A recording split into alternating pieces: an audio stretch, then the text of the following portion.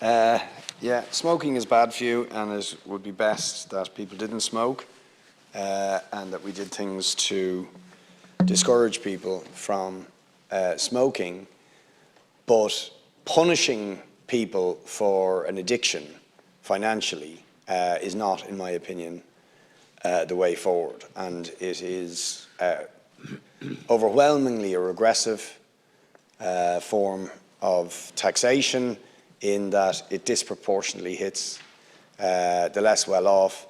I also doubt you will get, certainly through this mechanism, I strongly doubt you will get to a tobacco-free Ireland in this way, but you will, and there's also, this is happening on a widespread basis already, that those who do continue to smoke will source cigarettes and tobacco illegally and potentially endanger their health to a greater degree because they will be buying products that are not properly regulated, often mixed with dangerous substances or mislabeled as to what is really in them, pretending to be one product when there's something quite different in many cases. So I do not think this is the right approach. And as I said, it ends up financially punishing in a pretty significant way people, often older people, people on lower incomes, for an addiction that they find difficult to shake. It's worth commenting in that regard that if we are really serious about public health, why don't we resource our public health teams who do things like public health education? They don't just deal with COVID pandemics. Our public health teams are chronically understaffed and under-resourced all across this country.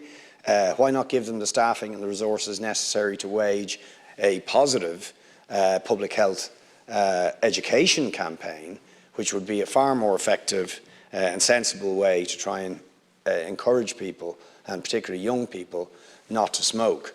And there is some reports recently that smoking levels among our younger population are beginning, despite the prices, are beginning to pick up again.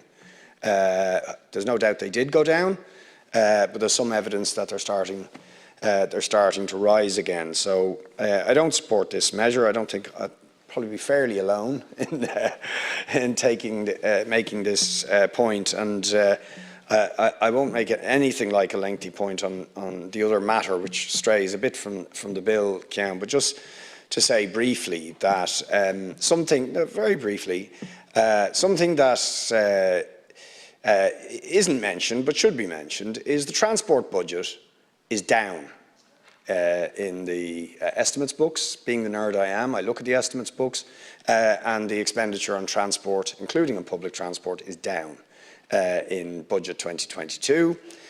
So when you pile on carbon tax increases based on decisions made in previous budgets, you do so in the context of not actually giving the massive injection in investment in building public transport capacity that would actually give people a choice.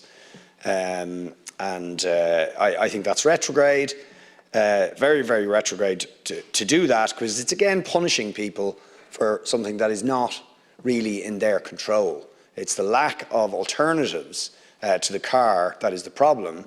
So just punishing people with carbon taxes, but actually reducing the amount of money that goes into transport and public transport in particular, to my mind,